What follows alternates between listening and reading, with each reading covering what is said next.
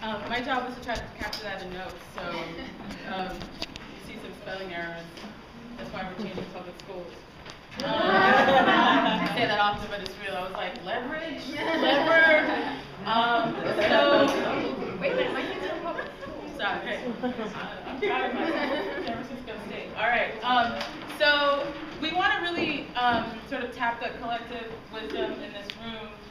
And as Kovu shared and other folks shared with you, within NYBIP, we really defined the next 2 years for ourselves to really look and develop a framework and a strategy for really changing how philanthropy operates and to increase not only its effectiveness in terms of supporting change in Black communities.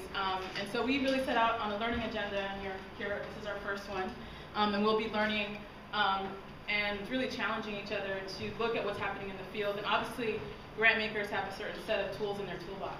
And this is the field that we operate in. And so we want to really turn this next section of our agenda to really ask you the question, and if you can help us sort of think about what role we could play in really moving an agenda that supports more responsive philanthropy in Black communities, but really sort of looking at all the different, I feel like you give us a gift every time you talk, but I tried to really capture, sort of using a structural lens, having an analysis, using strategies that are about agency, building infrastructure, recognizing that policies matter, and guess what? Advocacy works. And of course, this reality that many of us already have, which is a new majority of people of color, and of course, young folks of color being the pioneers of that, which is a great way of sort of sharing that.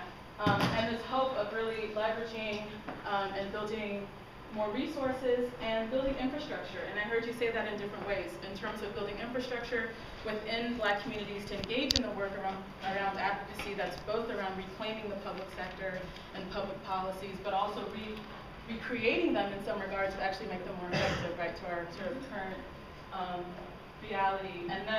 And what does it mean to actually build infrastructure, right? It means to build leadership, build organizations, and for us to be prepared to have really strategic and difficult conversations to really move the agenda forward. So, what we wanted to ask all of you is to turn to two people next to you and to have a small group conversation. And we're all going to discuss this one question, which is sort of based on all that Maya shared, where is the sector in terms of responsive philanthropy in Black communities? And at NYBIP, we embrace the full diaspora of Black communities. So when we say that, we mean the full diversity within that.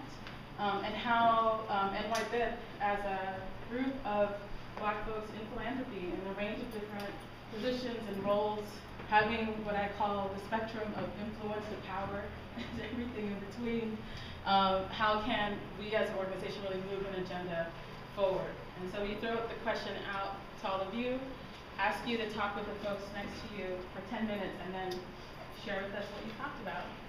And this all would inform our learning agenda for the next year. Sound okay?